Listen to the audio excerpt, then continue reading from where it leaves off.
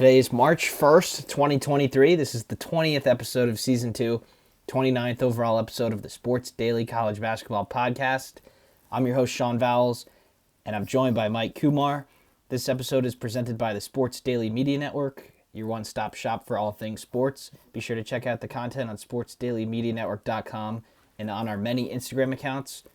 I will go over some of the past week's action, a lot of off-the-court stuff, storylines, as the regular season kind of wraps up and the calendars turn to March. So, Mike, as usual, we're going to start with your team of the week.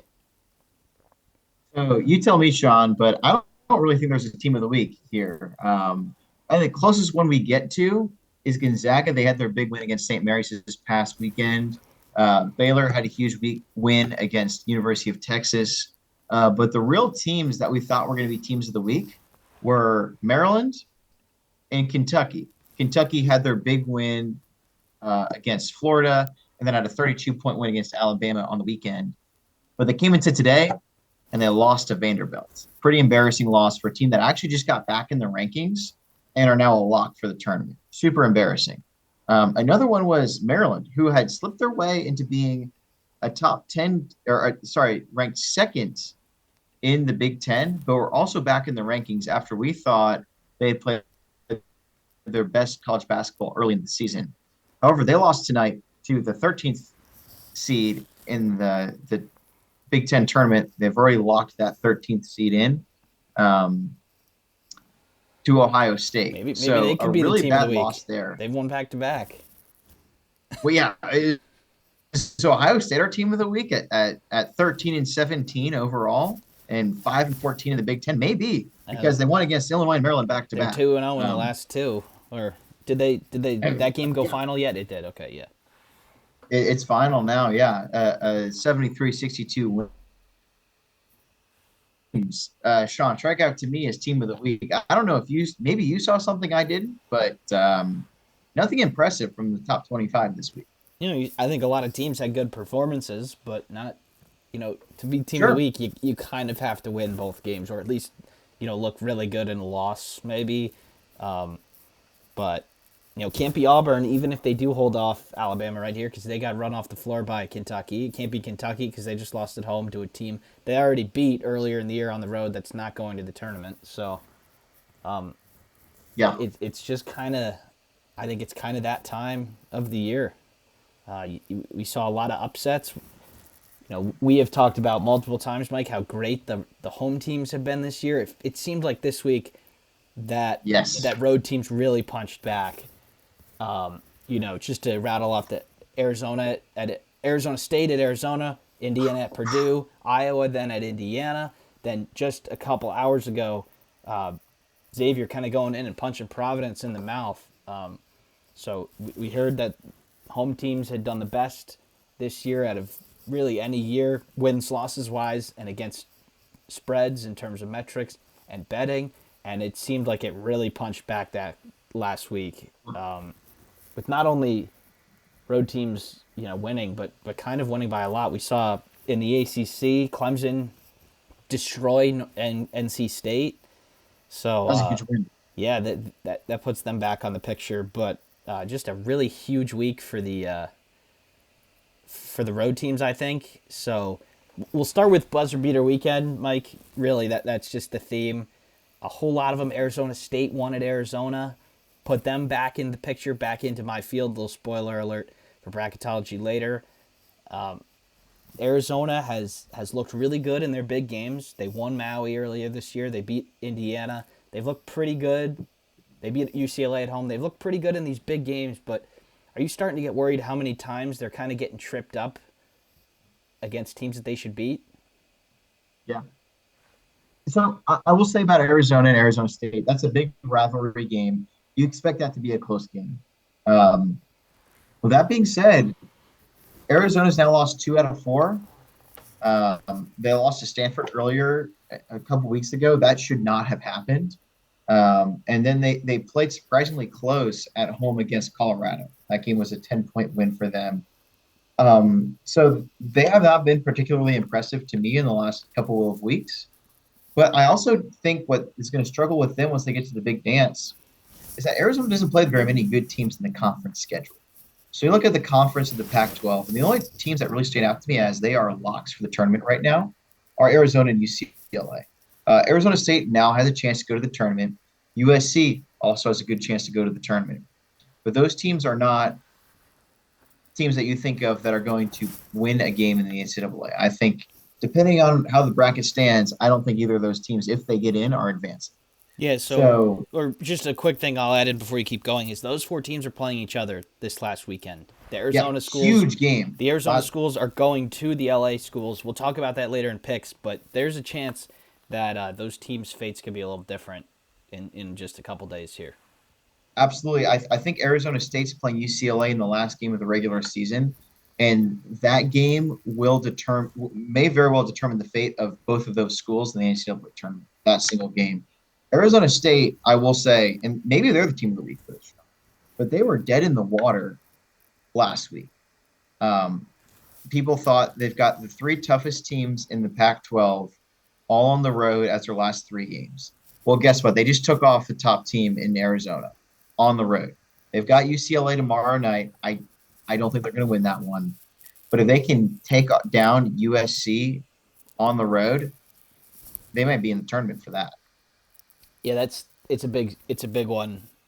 They're probably in right now, but you take two losses and then you go to Pac-12 play. There's kind of no in between for Arizona State. They have to beat a team that they are not as good as. Yeah. And all the other Pac-12 teams are so bad that those wins will do nothing. But I heard on a podcast people were rattling off their like mid-major tournaments to watch, and somebody did mention the Pac-12 mid-major tournament to watch. Because Pac-12 does seem like mid-major this year, Sean. I'll tell you that. This is what the A10 has been a couple years. Obviously, two elite teams in the Pac-12. UCLA still might get a 1 seed, but not a whole lot of wins against the field for either one of them. In terms of Arizona, they did get they did most of their work early in the year. You can't take that away from them. So from a seeding point of view, you can't really penalize them, but you certainly can when you're filling out your bracket and not advancing them. But next buzzer beater is really one that forced overtime. Hunter Dickinson making a 3 at home. Michigan beats Wisconsin. They absolutely needed that to be in the tournament picture. Drags Wisconsin a little further down. It's not an exaggeration, in my opinion, to say that 3 kind of saved the season, especially with what's up next for Michigan. Onions, Sean, onions. So, I mean, what that 3 by Hunter Dickinson, at least the time being, has saved Michigan season. For one, and also probably making the NCAA tournament because Wisconsin's, I think they got to at least make the Big Ten finals at this. Have to win the Big Ten tournament to get into the NCAA. But for Michigan, they're back on the bubble. It's kind of weird with 10 this year because I believe Michigan's technically tied for second in the Big Ten, despite how shaky that conference has been in the last couple of weeks. So before today, they were in the 8-9 game. Right, they were in the 8-9 game before today. Now, do you think an 11 second? Yeah, you're really cutting in and out, Mike. Yeah. Can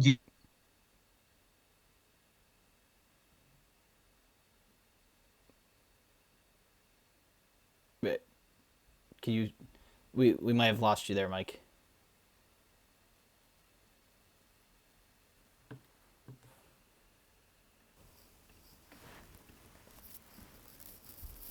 So, Sean, my question to you is Michigan a tournament team right now? They're 17-12, right now, regular season, 11-7 in the Big Ten. Are they one of the teams to beat? Are they a tournament team? I don't think so right now, but they've certainly got an opportunity. They will control their own destiny. I don't really think that they'll be wondering much on Selection Sunday. We talked about it with a couple of the Big 12 teams with a couple games left. They could play themselves in or not. Michigan's got 2 great opportunities on the road at Illinois, at Indiana, and they're going to, have an opportunity in the Big Ten tournament. I was sort of saying it there, Mike, when you're cutting in and out, but yesterday they were in the 8-9 game. Yep. Now, today, because of Maryland's loss, they have gone all the way up to second in the conference. By not even playing, they moved up 7 spots or 6 spots. They do have the tiebreaker over Northwestern, who's the other 11-7 team. Northwestern's in action now against Penn State, I believe, at home. And then Michigan plays Illinois also tomorrow. So they've got an opportunity to really make their path a lot easier, because if they can play somebody that they can definitely beat in the first round, that would be big. It's another W. Every game in this conference, except for Minnesota, is at least a quad 2 on a neutral. Maybe a lot of quad 1s there, because we haven't seen neutrals in a long time. But I don't think they're in now, but they certainly have an opportunity to go in, and what I'm hearing and what I think is that they need to get to 19 wins. They need to find a way. If they win both Illinois and Indiana, it's a tall ask, especially considering those teams are coming in not play or off of losses. If they win both those, they're in, no question. If they win one, they probably have to get one in the Big Ten tournament, and if they lose both, they probably need to beat at least 2 teams in the Big Ten tournament. But with Wisconsin falling, they've got really bad numbers, even though they have 9 wins against the field. So I don't think the committee wants to put them in, but I don't think they can really not put them in right now, Wisconsin. So, they split with Michigan, so there's not really a, edge there. Both teams won their home game. So it's going to go down to the wire in the Big Ten. Every game matters. You could finish 7th or 2nd if you're Michigan, and Joe Mead and I talk about it all the time, but it's definitely right. Every game matters, and one game could cost you 5 or 6 spots, and that's not something that I've really ever seen before in this conference. And with Purdue, Purdue has not clinched the outright Big Ten title yet. If they win one of their last 2, they'll get it, but so they might not be as far above every other team as we thought.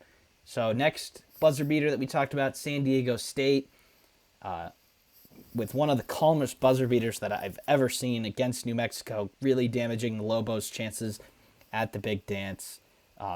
San Diego State is another one of those teams that you just don't want to play at Marsh. They'll be a 5 or 6 seed. They're going to play either one of these great mid-major teams or these high major teams that just got in.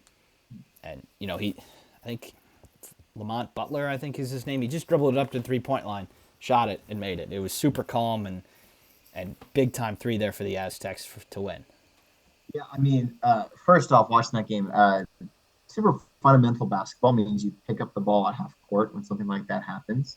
New Mexico didn't do that. That's like, Sean, that's like middle school basketball, 101. Beyond me, anyways, I digress. A huge loss for New Mexico. We really thought that the Lobos they had a legitimate chance with Coach Richard Pitino's squad, but that one really put a dagger in them. And I think they're at the point where they probably got to win their conference title in the tournament to get there. SDSU looks really good right now. They did just lose to Boise State last night. And Boise State, they're a bubble team as well.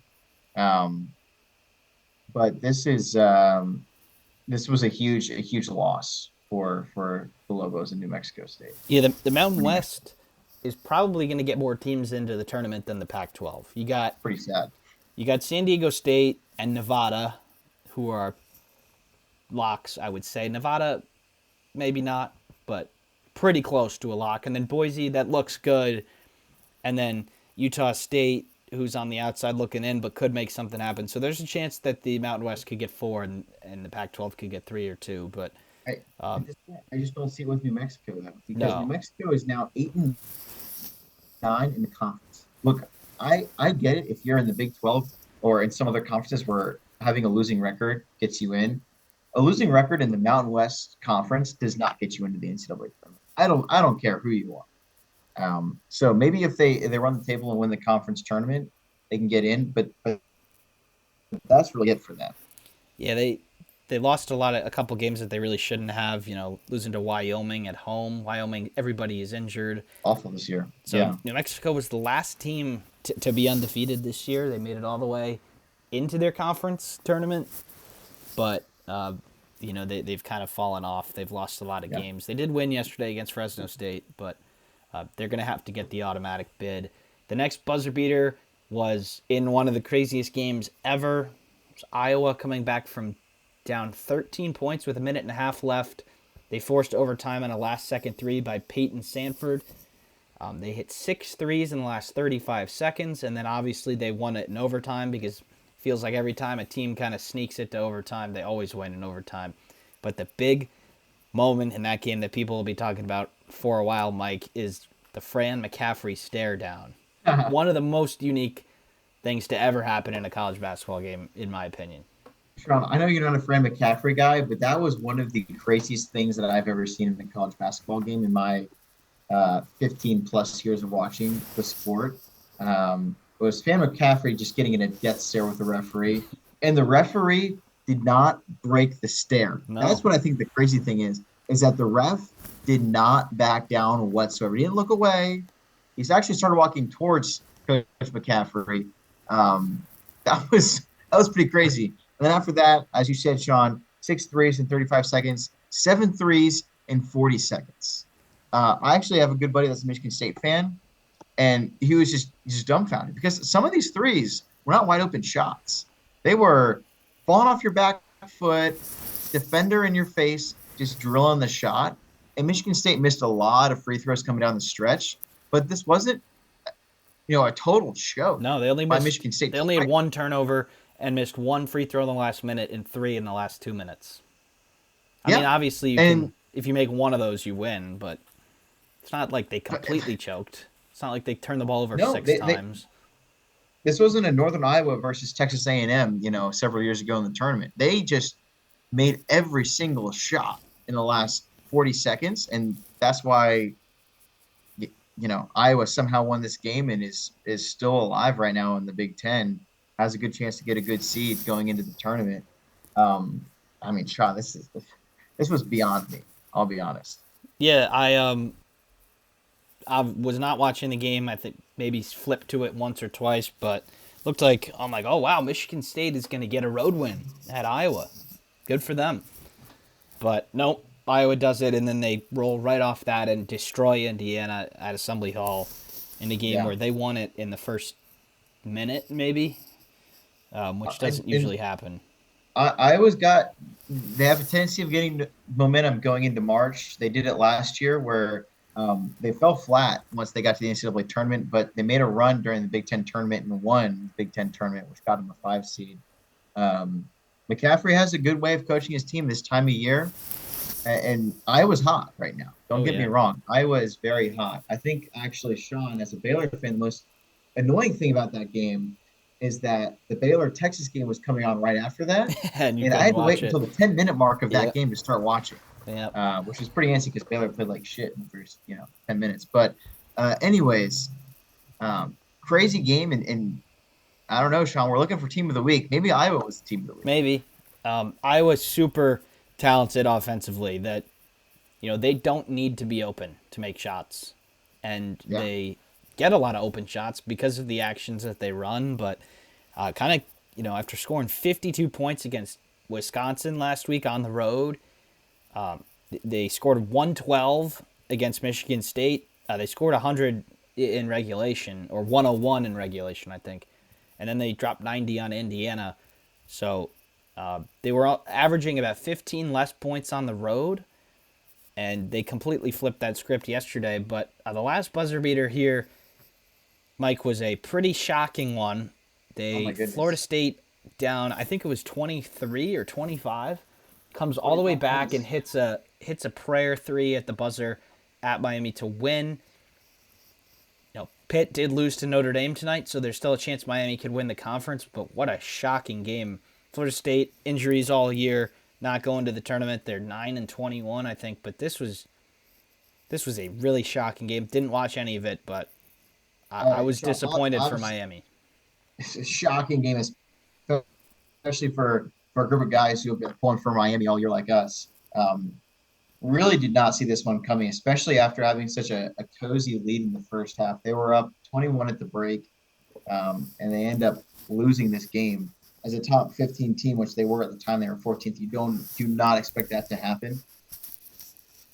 They got a nice break from Notre Dame, and for the record, I want to say Notre Dame is a way better team than their record Oh, for shows. sure. Um, they are 3-16 in the conference, and they've lost 6 games by I think 5 points or less. Yeah, they had And some of those a are against top three. tier They had a teams. 3 for the win against Virginia that didn't go in. They fought hard at Duke. Obviously they're. I don't think they're a tournament team, but I think they're very unlucky to be 3-16. No, Maybe they pick one of these games off in the uh, ACC and play Notre, spoiler. Notre Dame could absolutely have 10 wins in the conference right now, but a couple of stupid mistakes, a couple of tough games coming down the stretch. I mean, Sean, they had a 5 game losing streak at one time where they didn't lose a game by more than 6 points. That's you're putting yourself in position every game. Yeah, Anyways, they don't I'm have not going to get myself on a tangent about Notre Dame, but uh, this was a golden opportunity for Miami to kind of take control of the ACC, and they failed to do that. So they're going to have a game this Saturday to get a share of the ACC regular season title against Pitt at home, and I like their chances to get that.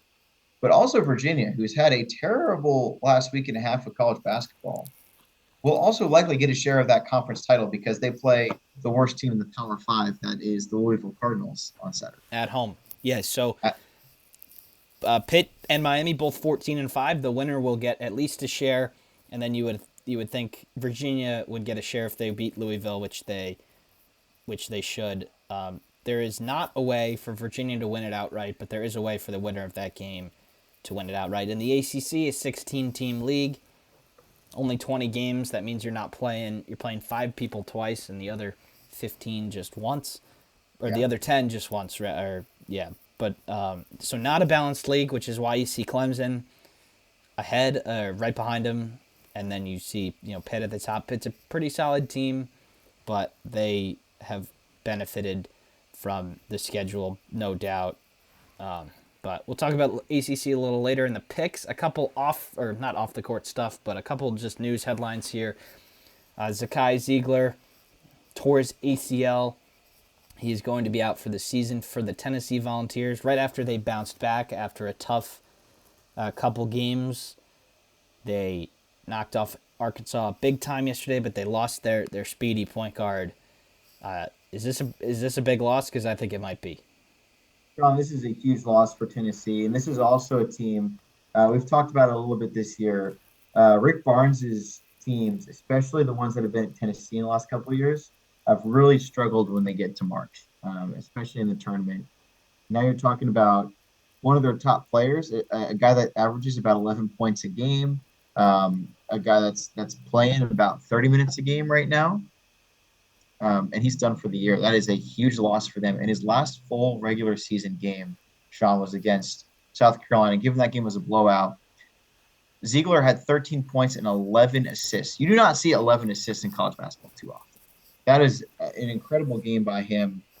So I really hope that this doesn't affect the actual seeding of Tennessee, but their chances of winning a national championship without Ziegler are significantly depleted. This is a huge loss for them. I think he complements Vescovi really well. He's Yeah. kind of the smaller, faster guy who creates things, and Vescovi's the shooter. They've had a ton of injury issues this year, Tennessee. They do kind of have the depth maybe to handle it a little better than other teams, but he's just such a matchup issue. Yeah. And I don't see this affecting Tennessee very well. And I had them drop into the 4 line. They're probably back up to the 3 with their win against Arkansas and IU's loss to Iowa, but they're going to get a good seed. They still have a lot of wins, but Ziegler just seems like one of those guards that could kind of take over a game in March. So the next point that we're going to move to here is Iowa State dismissed Caleb Grill from the team today. A little bit of a unique story, Mike, that we were talking about before. He played for Iowa State his freshman year for Steve Prohm. He was fired. Then he went to UNLV to play for 1 year for Coach TJ Otzelberger, who then got hired at Iowa State. After that year, Grill follows him back to Ames, and for the last 2 years has played on the Cyclones. But a really interesting situation here. They said that he was dismissed from the team for not meeting team expectations, but it's a really confusing story. What's kind of your take on it? This is a super, super weird story, Sean. So to start with, Caleb Grill started Iowa State was his dream school. Played there his freshman year. Actually started in 2 games. Transferred to UNLV and then back to ISU. Has started in 22 of 25 games this year, averaging 9.5 points a game. One of the top players for a struggling Iowa State team. And I think one can speculate, Sean, and one can speculate that this is a team that is kind of falling apart at the seam right now in Iowa State. And a team violation happened. Maybe that there is some disconnect going on with the players right now, and maybe that's why Caleb Grill was dismissed. But this is super weird timing for a senior leader on the team. This is his 4th year playing college basketball. Caleb Grill will likely play somewhere next year. I don't think it'll be Iowa State. But a really weird situation, and that we really don't know and probably won't know all the details. Looks like the Alabama game is coming to an end. But,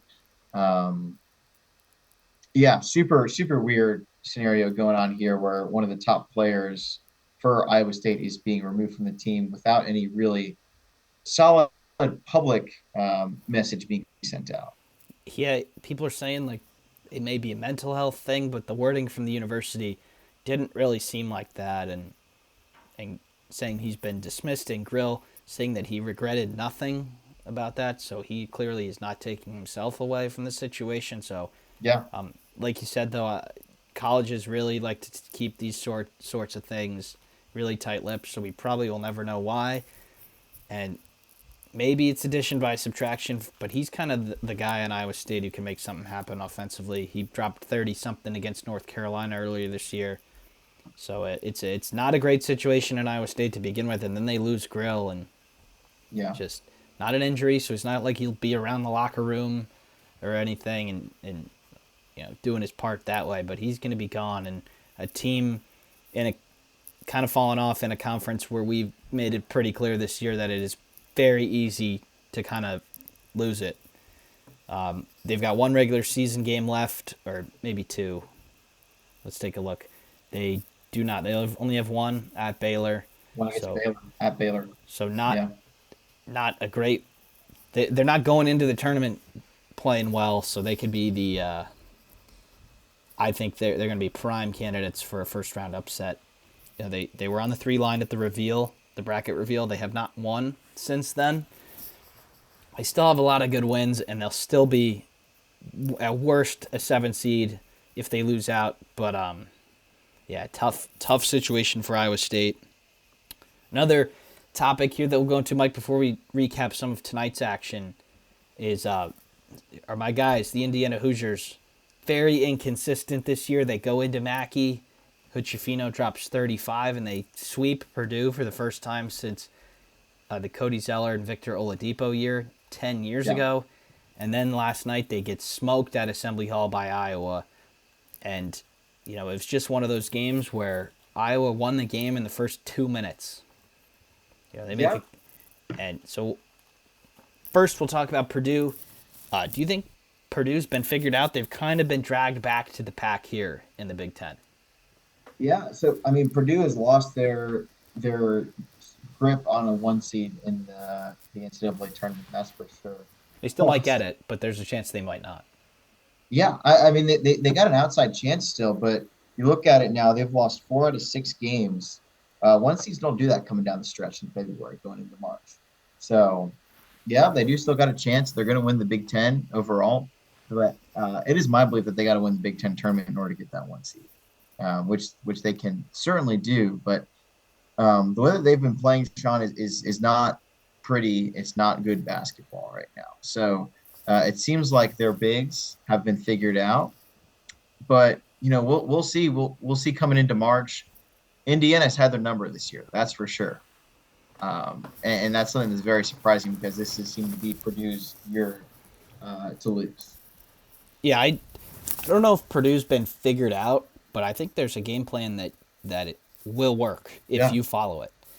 Your guards have to beat their guards, which is not very hard since they're not playing very well. You got to pressure them, make them force turnovers, which is possible. And also, you got to be able to hit mid-range jumpers because Edey can't guard the pick and roll. And yeah. Hochifino, that is his thing. That is why he's going to be in the NBA next year. And he dropped 35. Trace didn't even score till 11 minutes left in the game. And they still won, which was awesome. I really do hope that yesterday's game against Iowa was just a blip and they can get right against Michigan. I still do think they're the second best team in the Big Ten. And Purdue is going to be, I would say, probably a higher than 50% chance that they'll be a one seed just because there's, a lot has to go right for the teams behind them. And maybe UCLA gets it if they, win out, but it's pretty close. Yeah. There's a big drop off though. I'll talk about it later, but I think there's a big drop off after UCLA, and I don't know if a Yeah. team in the 6, 7, or 8 spot can go there. But the Hoosiers are going to be the second best seeded team in the NCAA tournament.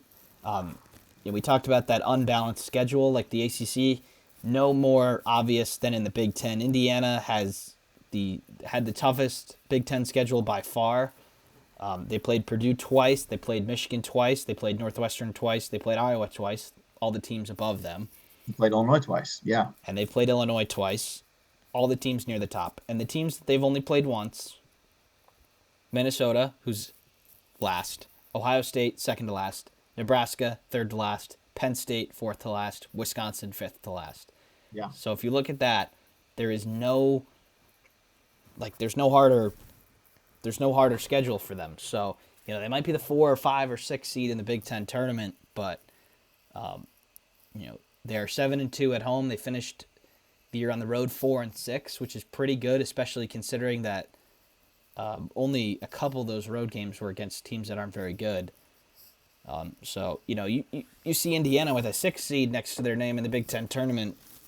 They're probably one good half away from being the second ranked team, but that's just how it is in the Big Ten and almost all the conferences where you don't play everybody twice.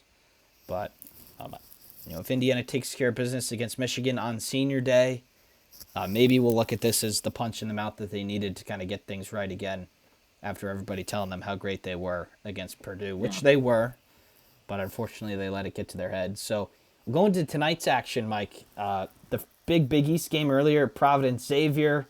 Another one of those road teams kind of punching back against the narrative. Xavier goes into the dunk and becomes the first team in almost a year to beat Providence at their place. 94 points for Xavier. They shot it 56%. Big time performance from Xavier. I really think they're starting to figure out how to play without Zach Fremantle. Yeah, and it definitely took some time. Xavier has struggled coming down the stretch. Remember, we talked about 3 out of 4 game stretch where they lost. Lost to Butler, lost to Marquette, understandable loss, but then lost to Villanova. They dominated on Friday night with a big 22-point win over Seton Hall, and then they had this huge win on the road against Providence. So they've got one more game left in the season. I think Marquette's clinched the Big East regular season title at this point, which who would have saw that coming? But Xavier is starting to look a lot better, and like you said, learning to play without Fremantle, they've got some momentum going into March. Yeah, they've got, if they take care of Butler at home, which you would think they would, especially considering they lost to Butler earlier this year, they'll be the 2 seed in the Big East tournament, which is pretty important. And they swept Providence, which first team to do that. So, they only play 7 players, but Sule Boom is making a real good case for Big East Player of the Year. We can talk about it after the regular season's over and we give our all-conference teams, but Sule Boom, the UTEP transfer, one of the better, 33 points tonight. And we went through a little bit of a rough patch which everybody does, but he's back, and Colby Jones 29, and you know Xavier has a lot of options on offense, and offense has never been their problem. They scored 40 points in the first 15 minutes today. Defense is their issue, though. They don't really guard. 81st in defensive efficiency compared to 7th offensively. So, in terms of making the Final Four, maybe not, because you kind of do have to guard to get there. But they're playing pretty solid right now. And if you're not ready defensively, you're going to get beat. So, next game we'll talk about Maryland and Ohio State. Joe Mead and I talk about this all the time. Like, Maryland is not the same team on the road. And they lose on the road to a, not going to say rejuvenated Ohio State team, but they've won 2 in a row. So maybe trying to get out of the basement there in the Big Ten. Kudos to Ohio State for really kind of playing to the end of the season here. They could have really just called it good after being 11-17, their worst year in probably 2 decades at Ohio State, especially after they had some expectations being ranked earlier in the year. But they finished the season pretty strong. And for Maryland, it's starting to become like Indiana and like Illinois. You don't know which Maryland team you're going to get coming down the stretch. They have been playing significantly better basketball, and I thought before today they were going to be the Big Ten team of the week. But in the last 4 games, despite having that win against Northwestern, they have a loss to Nebraska and a loss to Ohio State, 2 of the bottom-tier teams in the Big Ten. So, Sean, the question is, which Maryland team are you going to get on a consistent basis? It's tough because they have another road game to finish against Penn State, and by things are going right now, if I were to handicap this game, I would say that Penn State is probably going to be the favorites. Maryland have 2 wins on the road this year. It's Minnesota and Louisville. Two of the worst teams in the Power 5. Those are below average Division I teams. Not obviously the worst in the Power 5, but they do have success on neutrals, though. They do have success on neutrals. Obviously it's only 3 games. They beat St. Louis and Miami, crushed them both, and then they lost a really tight one to Tennessee. And just the one loss at home to UCLA, who's on the verge of a 1 seed. So not sure what's going to happen in Chicago for the Big Ten tournament. But them losing just makes this thing, like, nobody really wants the second spot, it seems like. I mean, Northwestern was kind of in control of that second spot. Then they lose 2 in a week. And then, Michigan's there for the time being, but they're not supposed to win tomorrow. So there's a chance that Northwestern's beating Penn State right now at home at halftime. But there's a chance after tomorrow night that 13 of the 14 Big Ten teams can have 8 losses on the year or more. And Big Ten tournament, it's going to be interesting. I said this with Joe. I really do think the Big East tournament is going to be the most interesting and the most.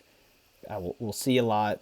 We'll learn a lot about the teams there. I don't think we'll learn much about these teams in the Big Ten tournament, but got to watch to the end because your team's playing time could be, the 8-9 game at noon on Thursday.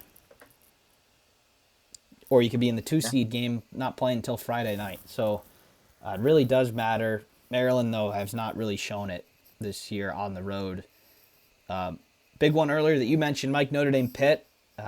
We kind of mentioned that already, how it does for the ACC. But one that I'll let you take here is Kentucky losing to Vanderbilt at home.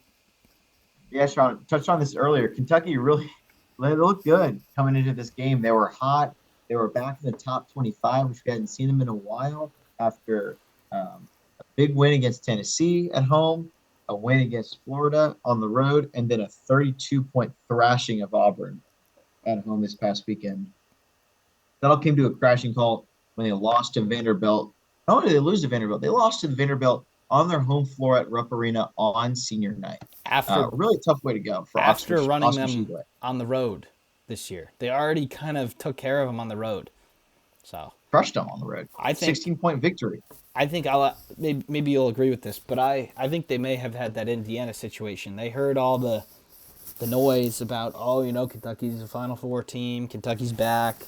think they may have read a little bit too much into that, and you drop one at home like this. This might be a seed line game.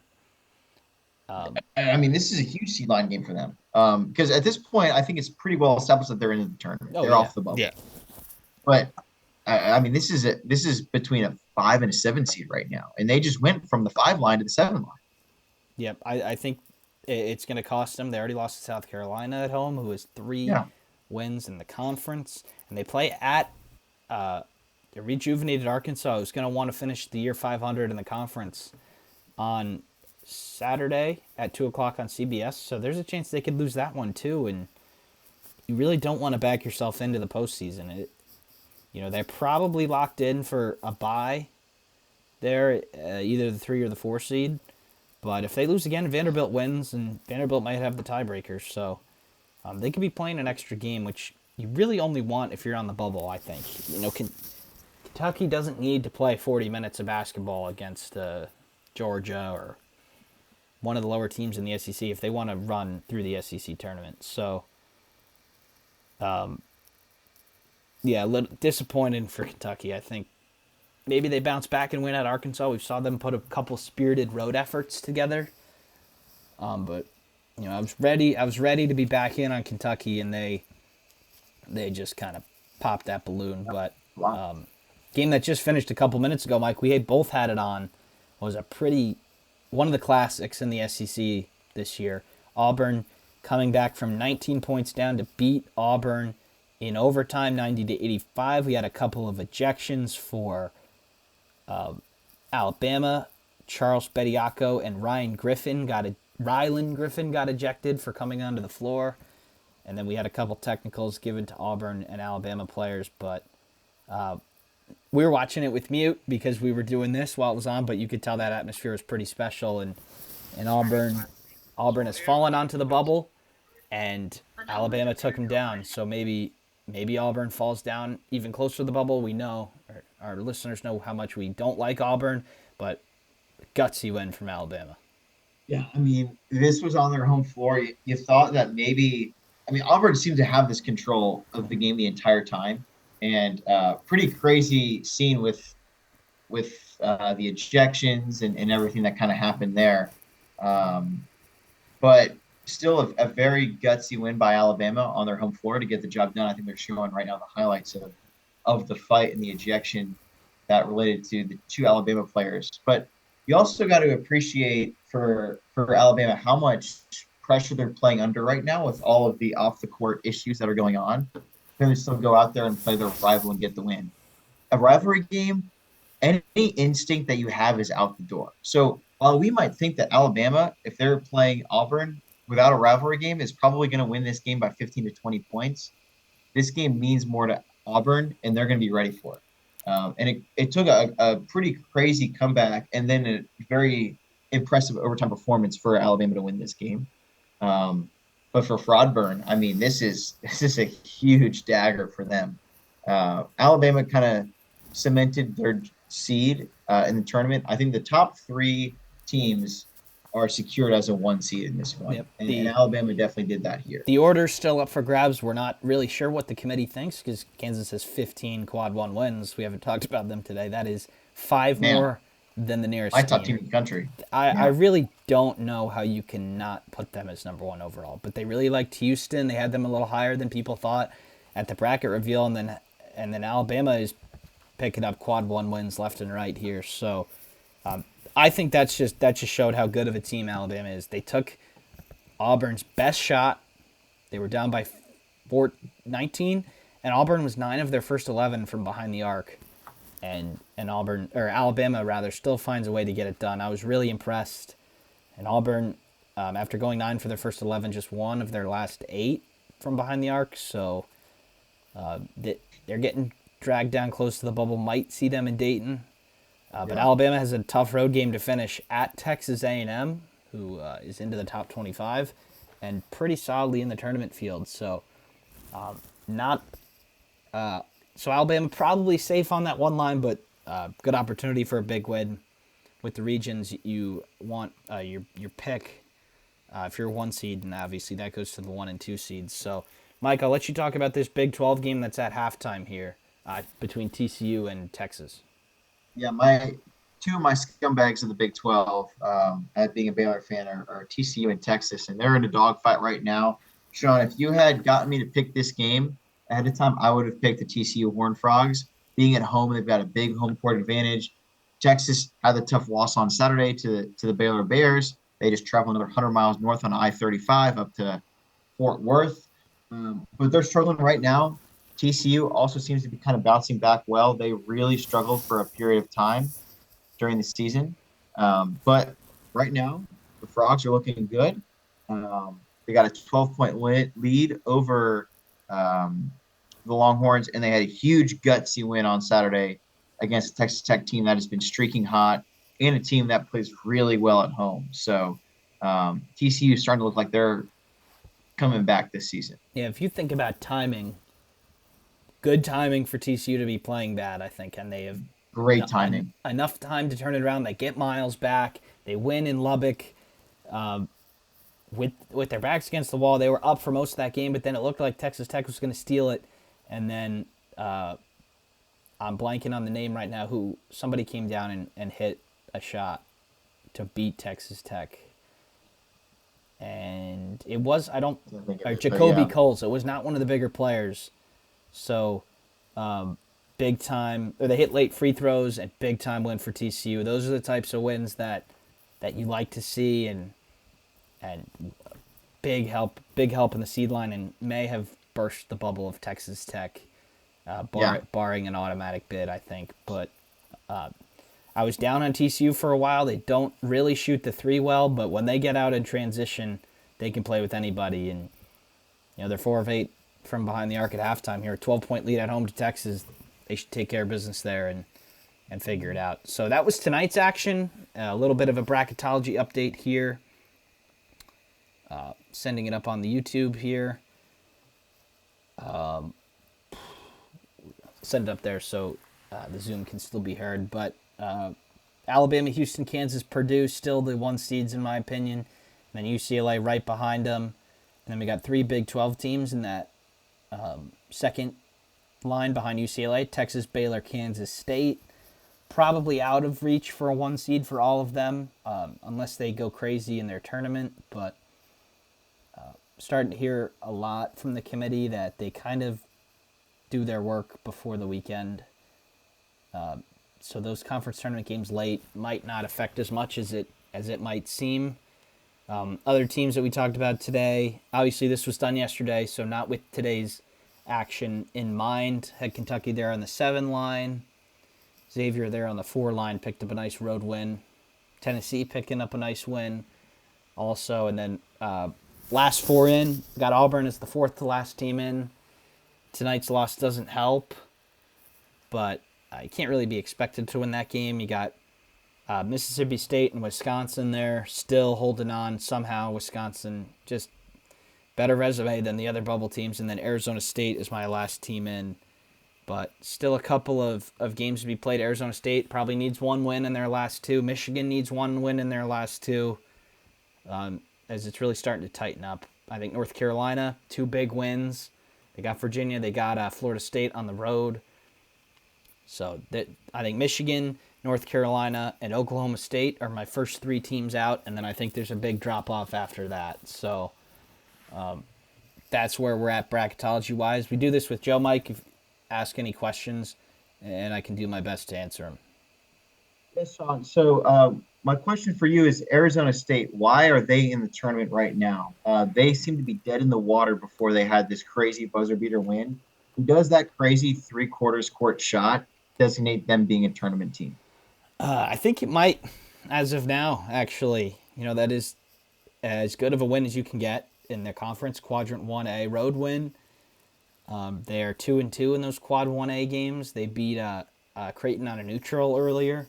And I know Kalkbrenner wasn't in that game, but still counts. And they have that big win against Michigan, who's another bubble team.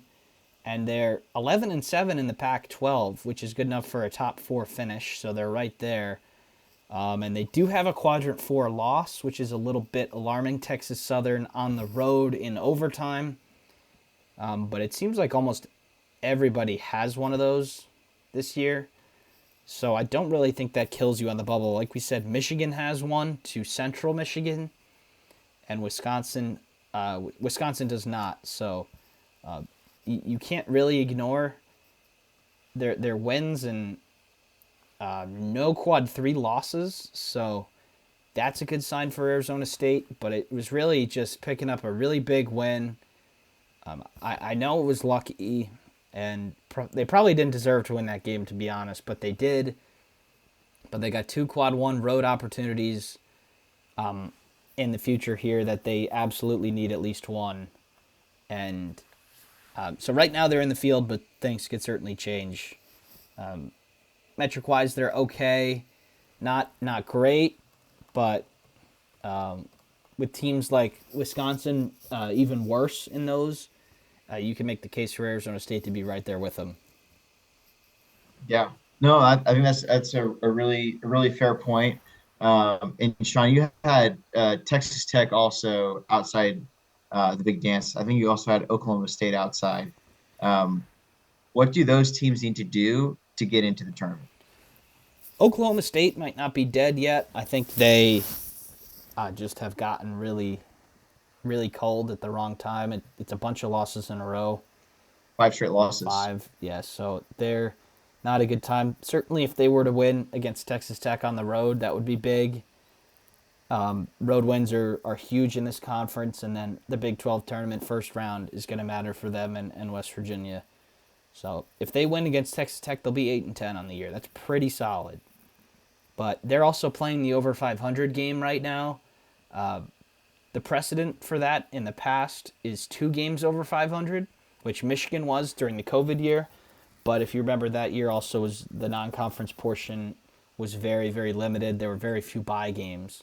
So I don't think that is going to be... I think they need to be 3 games over 500. So that would include a win against Texas Tech, a win in the first round of the Big 12 tournament before a loss to be 3 games over 500. So their numbers are pretty good, but they've really, really gotten worse over the past couple weeks. They were awesome defensively, and then they really had a couple of just games where they gave up 90 and 100. So they certainly got a chance to turn it around, but with how they're playing, it's not very likely, I don't think. That's incredibly fair. Yeah. And right now, you go to Saturday. And then Tech needs the automatic bid. But yeah, go ahead. Yeah. Oklahoma State needs to beat Texas Tech on the road in order to win that. To have a chance, I think, to get the title without winning the conference title. They need that to get an automatic bid, or to get a bid. So our next segment here, or just a reminder, sign up for Winstreakz if you haven't already. It's available in the App Store. It's a free-to-play sports prediction game with weekly cash prizes where you can make 5 picks per day. And then depending on their likelihood to win, you can get points. You must be 18 years old or older to play. And they give out over $3,000 per week in prizes. Won $16 last week, which was pretty cool. And join the Sports Daily group and use code CBBDAILY in all caps to join, or as a promo code. It's really fun. Almost all Division I college basketball games are available to pick from, and then other sports like the NHL, NBA, MLB, spring training, stuff like that. So, yeah, it's really fun. My picks tonight are not doing so good. For some reason, I picked Oklahoma, who's getting their butts kicked right now by Kansas State. But I had Ohio State, so not too bad. But yeah, it's really fun. So be sure to sign up, and hopefully we can get that Sports Daily group to a big one, because we're already one of the biggest groups on the app. So we'll go into picks right now, and Mike has a 4-game lead. I'm 62-51. You're 66-47. We were both pretty average last week, I think. Right? I think I may have gained 1 game on you, but I think I was elite last weekend. I don't know about you, but okay. I was running away with things last weekend. I think I gained 5 games on you. Did you? Okay. Yeah. So we'll start in the Big Ten tomorrow, Mike. Michigan at Illinois. We talked about how desperate Michigan is, but Illinois coming off a loss. They're going to continue their inconsistent play, in my opinion, and they're going to knock off Michigan.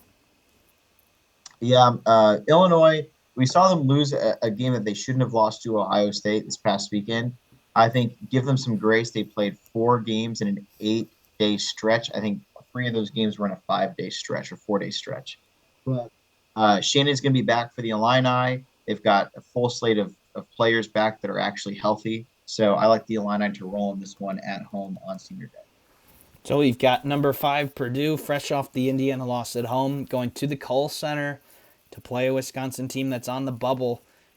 This could go either way, Mike. What's your opinion here? So I'm going to go with the Boilers in this one. I think Wisconsin is going to be in desperation mode. And because of that, this is going to be a really good game. And I actually think this is going to be a toss-up game. But my toss-up is going to go with the Boilers despite losing 4 of their last 6 games. I have to agree with you with Purdue. Chucky Hepburn's injured for Wisconsin. I don't think he's going to play. He left the Michigan game and didn't come back. Didn't even come back to the bench. So not a good sign there. I don't really think Wisconsin has without Hepburn, has the game plan to do it. They don't really have those guards who can curl off the ball screen. So I'm going to have to agree with you here, even though I have to make up some games because we're getting towards the end of the year here. So Pac-12 action, one of the games that we teased earlier. Tomorrow night also, number 8, Arizona, goes to the Galen Center to play USC, who's right there on the bubble. Arizona's coming off a tough loss. USC probably needs to get one of these 2 Arizona games to feel good about themselves on Selection Sunday. But I'm going to go with the Wildcats. After dropping one at home that they probably shouldn't have, I'm going to say they're going to come out and take care of business here. Yeah, I'm as well going to go with Arizona strong. I'm not trying to agree with you here, but I think the Cats kind of got a wake-up call against their rival. And this is going to be a tough game. This is going to be a game that USC really wants badly. But Arizona is just a more talented team, and I think they're going to make sure that.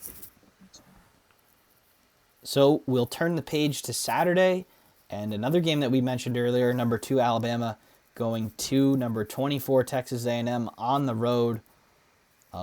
Mike, Alabama coming off a big win against their rival. Is there a potential letdown spot here? I think there is, Sean, and this could be a really good game, but I'm going to go with Alabama to get the win in this one. I just don't think A&M is really that good of a team, I'll be honest. They've played a pretty cupcake schedule in the SEC. And as much as I would love to see the 24 team in the country get the win at home against Alabama, I don't see it. Yeah, so they're 22-8, and they did lose, or they were 1-2 in the Myrtle Beach Invitational. They lost to a Murray State team that's very average, and they lost to a Colorado team by 28, who's very bad. They've had a fairly easy SEC schedule, but they've won 14 out of 17 in the SEC. Pretty impressive. They already won on the road at Auburn this year, so it's not impossible that they win this one. I think there's a chance Alabama could lose it, but I have to agree with the Crimson Tide. Just seemed like they're kind of not above because they have a lot of freshmen. They're not veterans, but I think they're good enough to overcome kind of a letdown spot that a couple other teams fall victim to. There's a reason why they're on the one line, and you can't really play bounce back and forth if you want to make a run. You know, if you lose, you're out. So there'd be no bounce back opportunity to lose. So I think they're above it. I think they're going to win, but it's going to be a good one. We'll stay in the SEC. Number 23, Kentucky goes to Arkansas. I'm going to lead off with this one. This is a really tough one because I think Arkansas was really rolling. Nick Smith is back. And then they kind of get demolished at Tennessee. And Kentucky losing at home to Vanderbilt tonight. This is a tough one. Arkansas already beat them at Rupp Arena this year with a pretty simple ball screen action, putting Chibwe in it. So I'm going to go with the Hogs again, sweeping the Wildcats on the season. Yeah, Sean, I wanted to pick Arkansas, but we need to kind of divvy it up here. So I'm going to go with Oscar Tshiebwe, Kentucky. Get the rebound after they had a tough loss at home today. So I'm going to go with the Cats. Yeah, I want Kentucky to win this, I think. I want to believe in Kentucky. After tonight, a little hard to do that, but it's a tough one. Bud Walton's going to be rocking, and that's a big game for Arkansas because if they lose it, They'll be 8-10 in the SEC this year. Now they've had a tough schedule, and they're definitely going to the tournament, but that would be a big disappointment. You got 500 on the line against a rival, or not a rival, but a conference foe who you've already beat this year, coming off a tough loss to Kentucky, or coming off a tough loss to Tennessee. I think they can beat Kentucky. So the big one this weekend, somehow not picked for game day, unfortunately, or maybe it was. Yeah. Kansas at Texas. It's not It's because not. of Duke, North Carolina. Of Duke, North Carolina. Should have been picked for game day, but Kansas at Texas might have a share of the Big 12 title on the line, depending on what happens here between Texas and TCU. But Kansas already has that share. What's going to happen here at the Moody Center? So, Sean, I'm going to predict that the Longhorns are not going to get the job done here in Fort Worth tonight, and Kansas is going to have an outright secure title of the Big 12. With that being said, I think the Longhorns are going to show up on senior night. They're going to be fired up. They're going to be ready to play after 2 straight losses, and they're going to take down the Kansas Jayhawks. Despite I think Kansas is probably the best team in the country, and they should get the number 1 overall seed going into the tournament. They won't, but I think Texas gets the job done. I'm going to go with the Jayhawks here. I really think that they are really getting hot at the right time, and maybe not hot, but they're just playing well, and we've mentioned this before. Their style is very predictable, or not predictable, but repeatable, and I think they'll win this game. It's going to be a big one. 4:00 on ESPN. They came off a game. Tech played a really desperate Texas Tech team at Allen Fieldhouse, and they took care of business there. They already beat Texas this year, I believe. Looking for it here. They beat them by 8 at Allen Fieldhouse. So I really think Texas, people are saying, rightfully in my opinion, that Kansas should be the number 1 overall seed. And I think they need to prove it here, because if they lose it, they won't be, no matter how much they deserve it. So a ranked game in the ACC here. Pitt goes to Miami, both teams coming off of tough losses. Pitt to Notre Dame tonight, and I'm sure Miami has another game. Or no, they're off the entire week, actually. So both teams coming in off a loss. Miami kind of shocked at home, but with 5 days of rest, I'm going with the Canes, who are going to get a share of the ACC title with Virginia. John, here's the thing. After predicting Miami to be the sleeper team of the ACC at the start of the year, I'd be out of my freaking mind if I picked Pitt to win this game. And Pitt Panthers don't stand a chance against Nigel Pack and company against Miami Hurricanes. The U is gonna roll in this one, and they're gonna roll to an ACC title. Yeah, I remember we talked about it at the beginning of the season, Mike. We're like, why are people not talking about Miami? Am I missing something? Am I missing something here? They just got Nigel Pack, one of the best transfers in the country. Isaiah Wong's coming back, and Norchad Omier and Jordan Miller, they're all good players, and they are coming off an Elite Eight performance. Rightfully so. Crazy. Rightfully so at the top of the conference, and we are going to say that we called it, because we did, and everybody else who didn't call it, we did. So they're going to win the ACC, in my opinion, but the game day game, which we don't necessarily agree with, at Chapel Hill and the Dean Dome, Duke looking for the sweep against the Tar Heels. Absolute minimum Tar Heels need it to make the tournament, barring an automatic bid. So do the Tar Heels step up to the plate and win it when they're desperate, or do Duke sweep the season series? Yeah, Heels got the huge win against number 6 Virginia last week. We didn't really get to talk about that much during the podcast, but UNC really put themselves back in the field with that one. And I'm going to go with them to win this game. Duke has been unstoppable at home. They finished undefeated at home this year, but I love the Tar Heels to pick off this game in the conclusion of the regular season. I think this is obviously the rivalry big, but Duke, a lot of people, I think, have been sleeping on them, because I think they're a pretty good team. They figured some things out. They had people in and out, but I think they're going to return the favor here and win this game. North Carolina ruined their day last year. They sent Coach K home in his last home game. They sent Coach K home in the Final Four.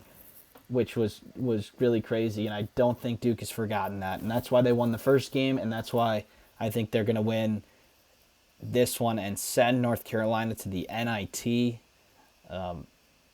Duke finished the season undefeated at home. Pretty impressive accomplishment for the Blue Devils. I know they're not a national championship contender, but they'll be thinking about that game. Both games last year where they lost to Duke, or where they lost to North Carolina, and I think they're gonna have revenge on the mind, and I think they're gonna do it because North Carolina, I don't think deserves to go into the tournament, but if they win this one and they don't lose to a Boston College or a Louisville or Georgia Tech, they're probably going to be in with some of the weak teams. So nothing would make the committee more happy than to throw North Carolina in Dayton, but I'm going to say they're not going to get the chance because Duke is going to pick them off here. So another team that we haven't really talked about much, Mike, that deserves a lot of credit is Villanova. They're hosting UConn.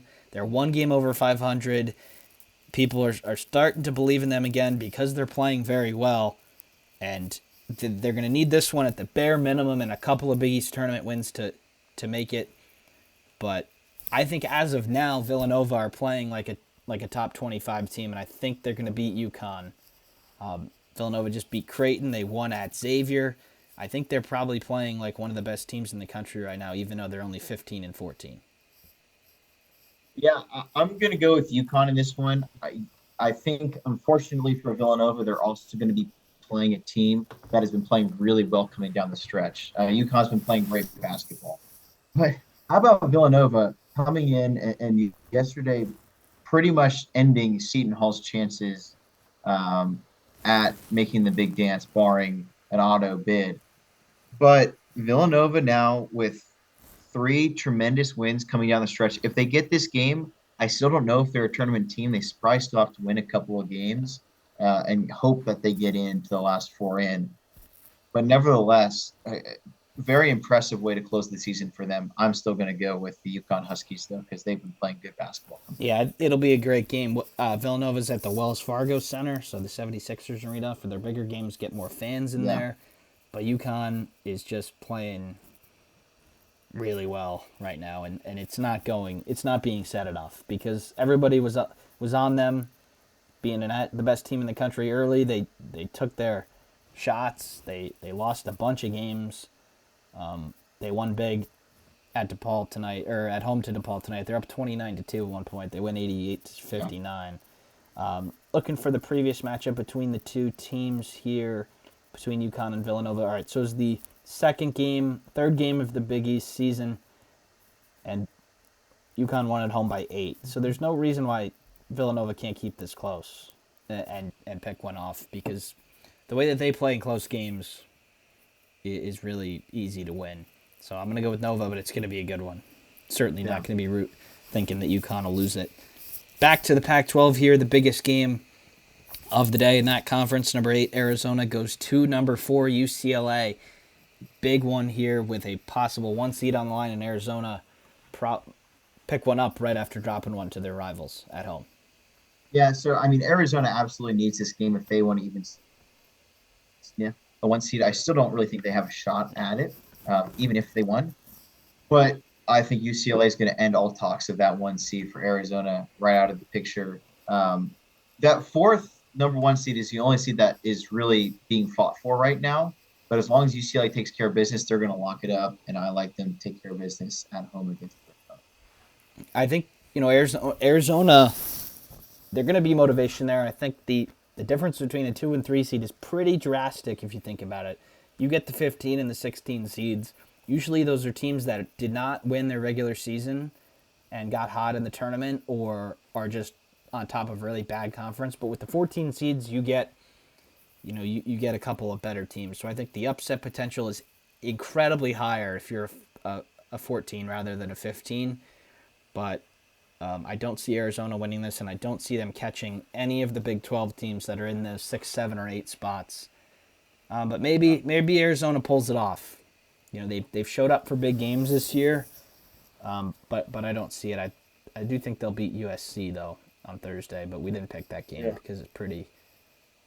We thought it was obvious here. But the other game on Last game on Saturday, Arizona State at USC. Might as well call it a play-in game for the tournament because USC probably going to lose to Arizona. They might need this one. Arizona State definitely needs this one. I'm going to go with the Sun Devils, though, picking up a big win over USC and essentially punching their ticket to the big dance. Works up, Sean. I like the Sun Devils in this one. A ton of momentum after that win on Saturday, and I think that they're going to lose tomorrow in that big game against UCLA, but love their chances on the road against USC. I think they're going to send USC packing to the NIT. So we'll turn the page to Sunday here, just 2 more games. There's not much on Monday. I think the WCC final and a couple finals are on Monday, but last 2 games here. Number 1, Houston at Memphis. Mike, you're up first for this one. Memphis is still safe in the tournament, but this is a big opportunity for them to pick up a huge win. Sean, I am rolling with the Memphis Tigers in this one. I think they've got a golden opportunity to pick up a signature win on the season. They played Houston really tight on the road earlier a couple weeks ago, and this has kind of become the rivalry in the American Conference. Unfortunately for them, Houston's leaving next year to go to the Big 12 and is going to join the Wild West. That's the Big 12. I wish them the best of luck because they're going to need it. But I love the Memphis Tigers to get a signature win here at home. Yeah, I did really want to pick Memphis, but I got to make up some ground so far. So Houston's number 1 overall team. They didn't really take care of Memphis earlier, but they, solid win at home. Memphis did win both games last year, which is something to note, which is why they ended up in the tournament. But this could potentially be like a 3 seed line jump for Memphis if they win it, I think. They're at a 10 right now. I think they could get to a 7 with it because they've won a lot of games. They played a bunch of pretty solid teams in the non-conference. They have a couple of tough losses here and there, but no terrible ones in the conference. But Houston is fighting for the number 1 overall seed too, and they absolutely cannot lose one because they are going to drop a lot more than others, even though this is their toughest game probably of the conference season on paper. So Houston will win. I don't like it. I kind of wanted to go for Memphis there, but you kind of forced my hand with the Cougars. But there are worse teams to be forced to pick than the number 1 team overall. So that is true. Our last game here, Northwestern at Rutgers. Both teams sort of struggling a little bit. Rutgers picked up a big win against Penn State on the road, though, which kind of eased concerns for them. And Northwestern is up by a single point right now against Penn State, who are very much out of the tournament, but still can get hot from 3. So I'm leading off for this one. This is a tough one because Rutgers already beat Northwestern on the road, but Rutgers is a different team now than they were then, but they're at home. So a couple of points going both ways there. I'm going to go with our guys from Jersey, Mike, Rutgers, to pick off the win against Northwestern so my Hoosiers can be seated higher. John, are you ready for Rutgers to make a run in the Big Ten tournament and the NCAA tournament? Because I'm ready for it. Look, I understand that the Scarlet Knights have struggled a little bit coming down the stretch, some tough losses to Nebraska, tough loss to Michigan where it was really a brick fest in that one for the Scarlet Knights. They picked up a clutch win on the road at Happy Valley and Penn State. They've got an easy game tomorrow on the road at Minnesota, and I think they're going to lock up this win against Northwestern, and they're going to make a run. So I love the Scarlet Knights from Piscataway, New Jersey. So I have to agree. I think Rutgers is just going to have to accept the fact that they're going to have to guard you, hope you miss shots, and hope Cam Spencer has a good game. That seems to be their style right now, and that's not one that might work every time, but it certainly could work against a Northwestern team that is primarily run by 2 players, and if you can guard them, you can probably win the game, which is why we saw teams like Michigan sweep them this year, and teams like Indiana who have struggled against those guards get swept by them. But Rutgers beat them in Illinois, and they're starting to figure some things out here without Mawat Mag, but Caleb McConnell's back. He should be able to guard one of them. and Mulcahy the other one. But Rutgers is going to take care of business at home against Northwestern. And then, Mike, it is time for championship week. So a lot is going to happen until then. But thank you for tuning into this edition of the Sports Daily College Basketball Podcast. The schedule might change up a little bit next week. Joe and I are going to go early before the Big Ten tournament starts, and then Mike and I will also go before the tournament starts. So thanks for tuning in, and we'll see you next time.